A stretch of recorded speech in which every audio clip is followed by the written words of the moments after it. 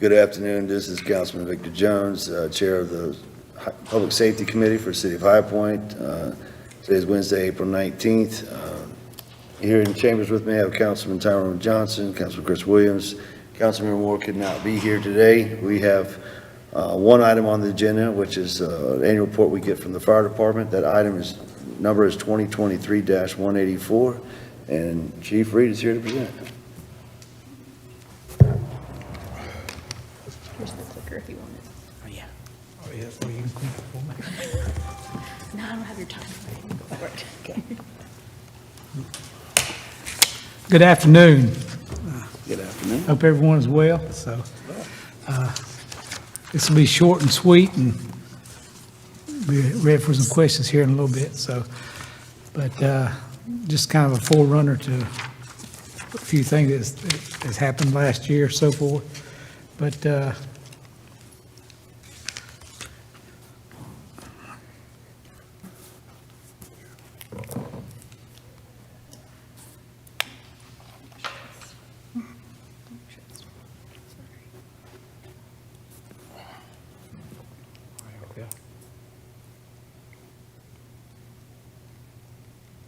let's see. You need that one? You wanna just click that? There we go. All right. Thank you. All right. So you see from your slides that obviously that High Point Fire Department is nationally recognized. We're one of only 117 U.S. fire departments that are both accredited in ISO Class 1. We received our initial ISO Class Rating 1 in 2014, was recertified in 2018, as well as 2021. Our initial accreditation came in 2016, and we were reaccredited in 2021 as well. So we maintain a high standard for the citizens and visitors of High Point. The biggest thing that we tell people is the insurance rating that we carry is what these people out here pay their insurances. Your homeowners insurance for fire, these businesses over here. So when we went from a Class 2 to a Class 1, it's not a great big incentive for a homeowner, but for IHFC over here, it's got millions of dollars of property. If we drop 0.5%, they have saved a lot of money. And so that's where it pays the dividends, is for business and industry. And it's one of the driving factors that Economic Development Lower Hill incorporated in to recruiting businesses, and the fire protection and the public safety in the city of High Point is as good as anywhere in the country. But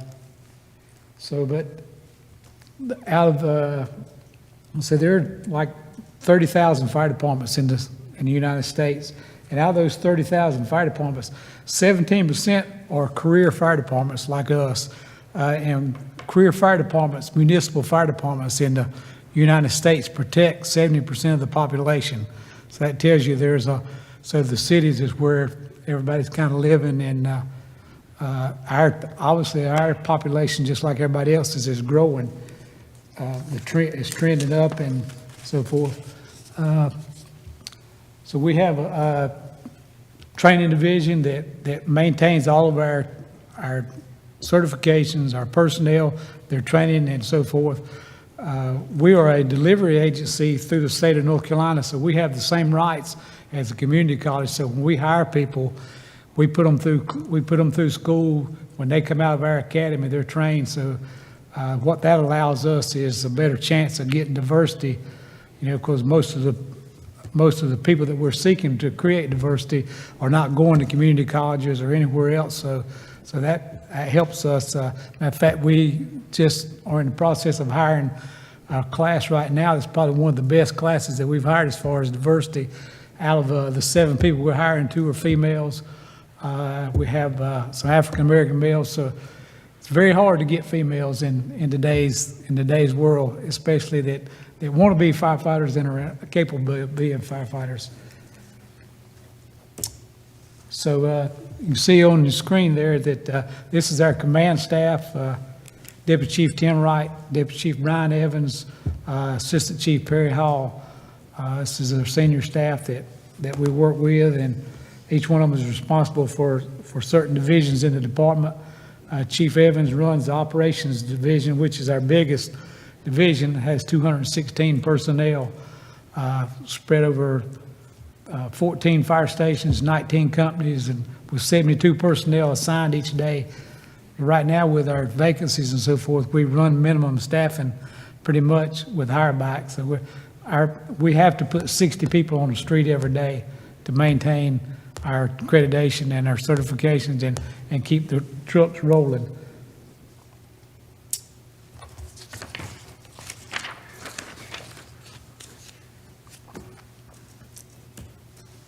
So this is just a snapshot of our call volume. You can see 2005, basically where we were at. Our call volume keeps increasing. We ran over 16,000 calls this past year. And those 16,000 calls, what that produces in real time is 37,000 responses, 37,314 responses. So that means that 37,314 times a door went up on a fire station and a fire truck hit the front ramp going to a call somewhere. Sometimes it's one truck, two trucks, or as many as 6 trucks to get the full complement on the scene. So I can remember the days when fire trucks, when they reach their age limit, they may have 40,000 miles on them. We got trucks now that we've had for 10 years that we need to last for 15 that's got 110, 20,000 miles on them. So we're running the wheels off of them, and they're harder to get right now as well. It's like everything else. We got them ordered, and there are 2-3 year delivery times.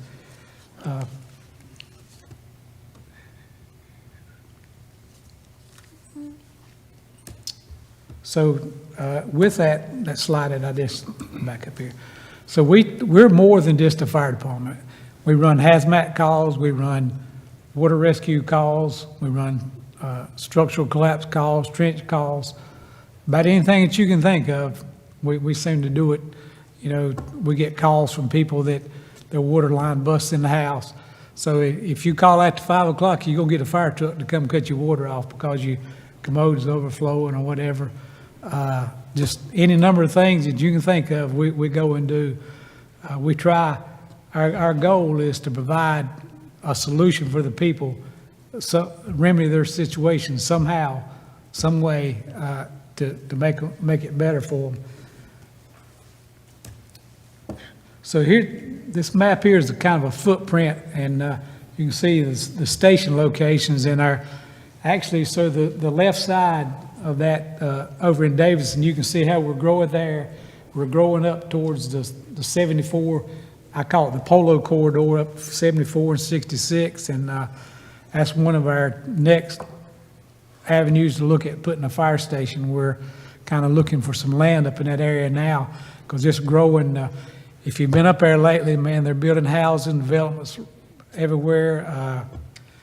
The Teams Development Group, they're getting ready to add on to Polo up there, my understanding from what I've seen, as well as building some spec buildings. So that area is growing quite a bit.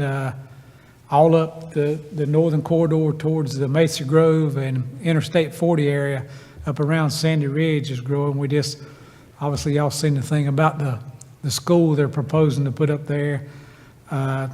We got water infrastructure up there, so we're in good shape, but we just keep pushing out, and which is a good thing. Tax base is created by new development, but you'll see we got 19 facilities. 14 of them are fire stations.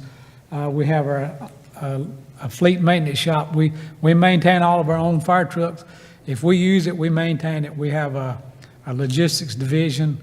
We also have a maintenance guy that takes care of our facilities. So with the help of the money that y'all give us, we're pretty much self-sufficient as far as maintaining our stuff and keeping it on the road. We run 14 fire engines each day with 4 ladders, a heavy rescue, and a tanker. The tanker is required, and we got a lot of area on the north side up there that we contract with the county that we provide the fire service for that generates a little bit of revenue. So we're covering basically 55 square miles, and then when you add the county portion in it, we're covering about 71 square miles. See, some of the services that we provide, I talked about the hazardous material, the technical rescue, the bike team, the dive team. We do quite a bit for that. And part of the dive team, you know, we're hooked in with the state, so we travel all the central Piedmont, the region. We travel from Lake Jordan to up to the Yadkin, Blues Lake, so forth, assisting people that don't have the capabilities of going in and for rescue or water recovery. The bike team is a pretty integral part for us. It serves the market, serves the special events and so forth, and it allows us the opportunity to engage the citizens as well as be able to get around quickly when the market's in town and so forth. It's kind of tough to get some of the big trucks around in spots. So with the bike teams, we carry the same medical equipment that we do on a fire truck, so we're able to put people on the scene pretty quick. So well, this is one of our big spots at through the manager's office and so forth. We've been working to try to catch up, maintain, and with the inspectable buildings in the city, you know, we stay behind plan reviews and so forth. It's just, and then obviously one of the things that comes with new buildings and new manufacturing, anything that's coming into town, is the plan reviews, inspections, and so forth. So our inspection force is the same size, but so we're pushing to try to get a plan review or somebody that just deals with that, and then that allows us to keep our inspectors in the field working and deliver the service that we should. But so we got about 5,400 inspectable buildings in the city.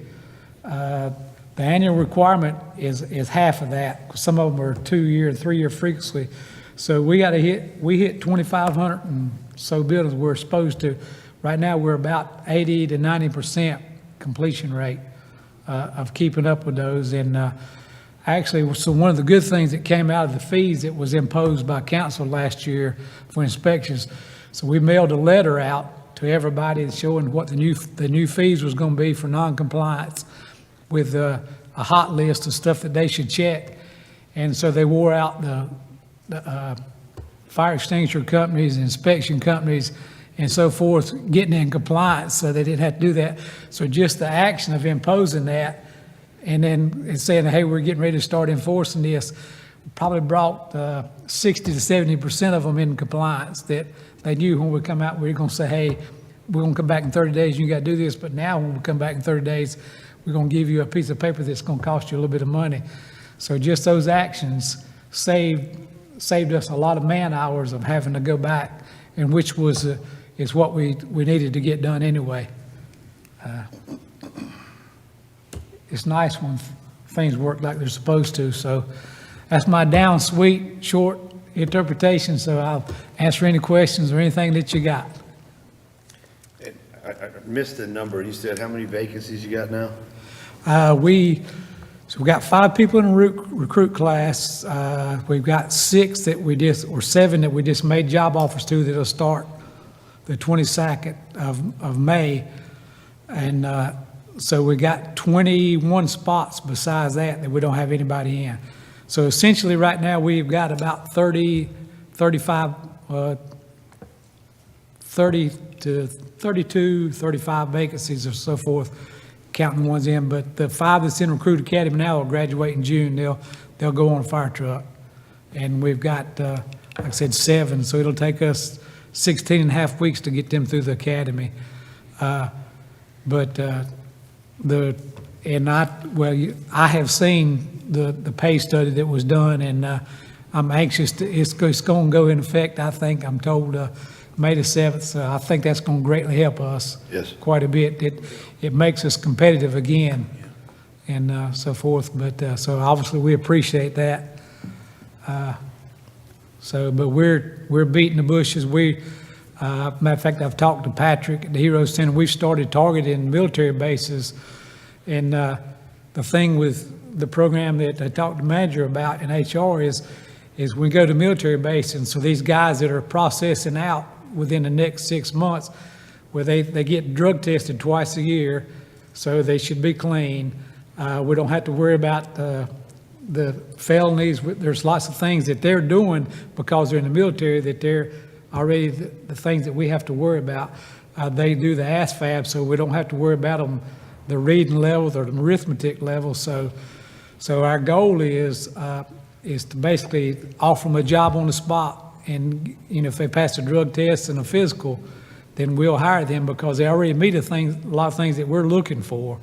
The physical stature, so passing the agility test. So we're one of the only fire departments that's doing that. But we found out when we went down to Cherry Point a couple of weeks ago, the FBI's there, the SBI's there, CIA, Forestry Service, everybody in the world is down there trying to recruit these guys. So, but we're just looking for avenues to find people and get them in the door. So we're looking at every way that we can, even our standards. We reviewed all our standards, and you got to have some standards, but we're looking at ways that we can educate people. We're hitting the high schools. It's anything that we can do and to try to catch them. So it's a competitive world out there for the people that are willing to work and want to do it. So Yeah, I was excited to hear about us working with you guys, and I think when you're coming out of the military, I think police and fire feels more familiar, and so it's a pretty good transition for to go from that type of environment to what you guys provide. So I think there'd be a lot of veterans coming off active duty that would love that type of work and that Right. type of work environment. So that was one of the things that was lacking from the military side of it, is when those guys get out, they need a job. So it takes us normally about 2.5 to 3 months by the time we start processing people to get them through all the polygraph, the physical agility test, the physical, and all the things they need to qualify. But with the military, with what they're already doing, that alleviates a lot of what we're asking for. So we're, by offering them a job, so even if they get out, if it's 2 weeks before we can get them in a class, but we'll bring them in, let them wash fire trucks, mow the yard, or whatever we got to get them on board. And because I understand when you get out, especially a lot of them got families, so they need to be working. So we're looking at every avenue that we can to make it successful. Absolutely. Any questions for Chief? Yeah, I got a couple. Mr. Chairman, if I can. Chief, I got just a couple of questions. When we talk about the letters and the changes that were made when it comes to the inspections, the fines and stuff, was there do you mail the letters out to like the companies that you have scheduled you're going to go look at, or did y'all send like a kind of a broad announcement kind of deal? No, we crafted a letter, and I think the manager had put that in one of y'all's packets or something, I think, somewhere.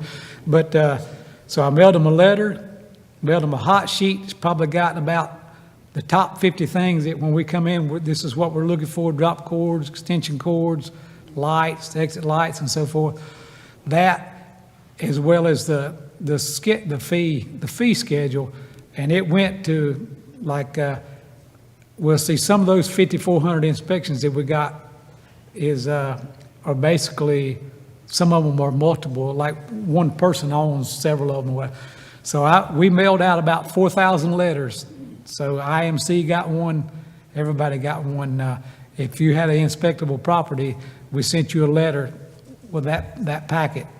And that was done before, like, you started your, I don't know, annual inspection or Well, that we done it after that was implemented. I actually mailed them out about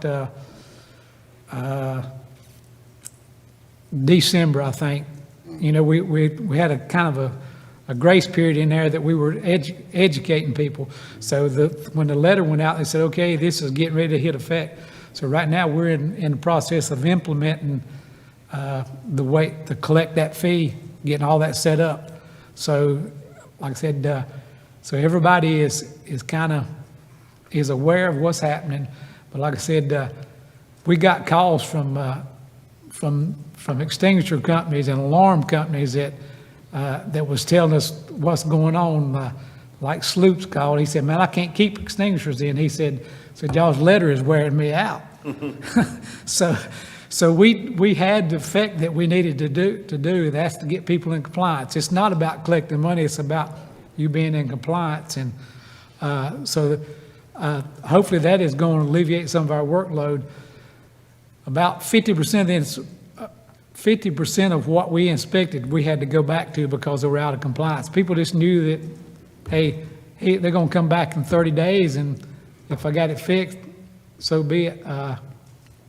So it had the desired effect that we needed to get out there, that we're now going to enforce this, and it gives us a little bit of teeth. We're probably one of the only cities in North Carolina that was not actively like charging people for that. So I think we accomplished a great amount with that one action. I appreciate that, and that's what I'm kind of doing is basically building defense from some of the questions I was asked. Yeah. I mean, I walked into a barber shop, and the first thing the barber did was shove that letter in my face. So just it helps at least to kind of explain it to them when they. Well, a lot of these people, like churches, are one of our big things, because a lot of them, there's nobody there during the week, so you go and you put a note on the door, and they may call you back or may not. When they opened that letter, and we started getting calls from churches, hey, I need to schedule an inspection. Can you come by? Can you do this? The biggest thing is it created a dialogue with a lot of places, barbershops, mom and pop shops, about, hey, so now we got your attention, so now can we educate you on what you need to do? So, we get calls. We've had calls from other city departments where people are calling saying, hey, how do I find out about this, and so forth. So it's been a very good thing, very positive. I shouldn't have said defense. I mean, just answering the questions that they were asking me. The other question I wanted to ask you, when we talk about inspections, it put me in the mind, reminded me one of the things you do. You were kind of go through properties, dilapidated properties. You would mark them like, you would mark them with the X-mark, like inhabitable. It's called the Red X program. We're getting ready to get back at that. When Chief Levins, before he retired, he took care of that program for us. And what that does is the Red X on the yellow background. If you see a building that's got a red X, a full red X on the yellow, that means that if we go in there, it's going to be very cautiously and at all risk. If any case at all, we're going to try not to go in it because that building is in such bad shape. If you see one mark, that's pretty much a caution that, hey, if you go in this building, be careful. It's basically for our firefighters. And then if you see this yellow symbol, that means that the building's got problems. But I don't know how many of you went into the Brentwood Street building or whatever, the old school building out there. But that building, if you looked at it from the front out there, it looked like a nice, normal building. But when you went in, the floors were gone, so you're going to drop 3 feet. So that's what it is.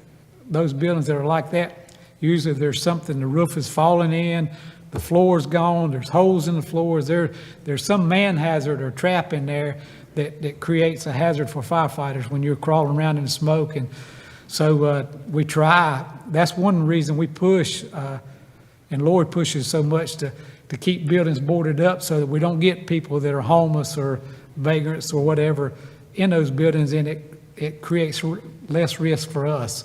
Well, since you brought up Lloyd, that was actually the heart of my question was, have you seen a reduction in number? Because they've done a really good job, excellent work. Oh, absolutely. When it comes to code enforcement and knocking down dilapidated houses, et cetera, et cetera. have you seen a reduction in those? That was my question, like the number of you. Right, if you ride by now, you see a lot more, the ones that need to be boarded up are boarded, and so we have a very good relationship with Reggie's group and with Lori's group and so forth, like, even if we have a fire, so we send them that information when we come back, so they don't wait 2 or 3 months to get on that, they start right now getting with whoever owns that property and to get it boarded up and to be sure that they bring it back in compliance or whatever. So we're a lot more proactive on the front end now as far as when they have a fire or something. And I think that helps, because it takes a long time to get to that point where you tear it down anyway if it needs to be tore down. But we have seen a reduction in the people that are in buildings. Sometimes they'll tear something off, and once we realize that, well, we call and they'll get that put back up. So it between the Red X program and the enforcement issues that Lori and them do and Reggie and them does, it helps quite a bit. Thank you, Chief. And Chris, Councilman Chris actually asked one of the questions that I was going to ask in regards to how the fees were going. So, thank you. But I believe I was seeing in the slide, it said 72 personnel for every shift that we have. That is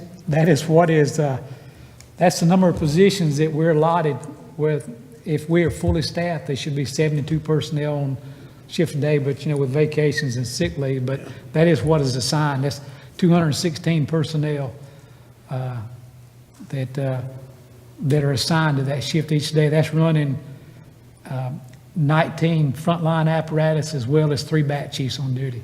Okay. And so with the vacancies, we're not at that level. No, we're not at 72. Our minimum staffing is 60. Okay. And so that's why we've had the conversation started with the manager's office as well as budget. If you look at our budget and our overtime, it's out of whack. But we have to, unlike other departments and even PD, they may run officers short. We don't have that luxury. We have to, every truck has to be staffed with 3 personnel as a minimum to meet the standard. And so that, but we're hoping that the hiring process gets better, we can find people and so forth. And